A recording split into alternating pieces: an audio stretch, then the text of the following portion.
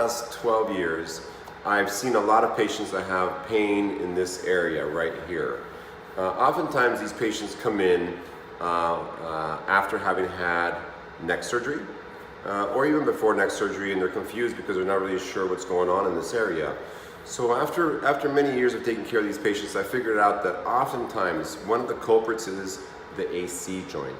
I've seen it so often, and I've seen this pain pattern so often that I call it the sneaky AC joint. Now, why do I call it the sneaky AC joint?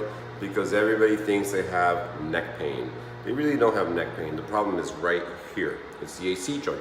So I see this in people that do a lot of overhead activities, people that weight lift, or anybody that just moves their arms a lot, especially at work, and they do this all the time. They get a degeneration of their AC joint. It can also just happen from time. So how do you diagnose it? Well, first of all, this is the pain pattern. Patients will say, "Doc, this is where I hurt." They don't say this is where I hurt, and they don't say this is where I hurt, and they don't say this is where I hurt. They say this is where I hurt, right here.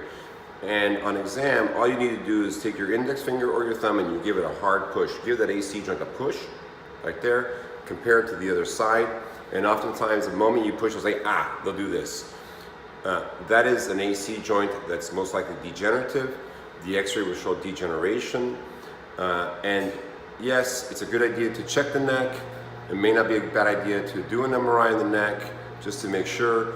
But remember, many people will have abnormal cervical spine MRIs, even though that's not where the pain is coming from.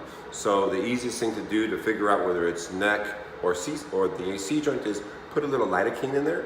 That's all you got to do. You ask your doctor, or you don't need to ask your doctor, but they will probably do it. Put a little lidocaine in that joint. I would just do lidocaine only, and the pain will most likely go away. I don't add steroid to it initially, because if you add steroid, there is a systemic effect, and it might cloud the situation. So once again, the sneaky AC joint pain pattern here. Sometimes the pain even goes to the neck. Sometimes the pain even goes up actually all the way to the jaw. Physical examination, finger, push hard right here. And remember, the pain is not in this area because this is rotator cuff pain. This is biceps pain. Finger, ouch, x-rays, degeneration, lidocaine injection. That's how you confirm it. So what do you do about the treatment? I've had great success with physical therapy and PRP injection. PRP is platelet-rich plasma. If they don't want to have platelet-rich plasma and they just want to do something cheap and easy, you can put some steroid in there, but I always include physical therapy and a home exercise stretch program. The exercises are on my YouTube site on how to stretch your shoulder, but most importantly, I think what cures this problem is therapy, an injection, and an awareness that it's most likely not your neck, and they probably don't need a cervical spine fusion or decompression, and it's an easy way to start. So remember, the sneaky AC joint, if you want to learn more about the sneaky AC joint, I actually wrote a blog article.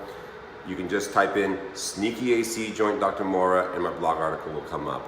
Okay, that's it from Orange County. This is Dr. Mora. If you want my web address, it's www.myorthodoc.com.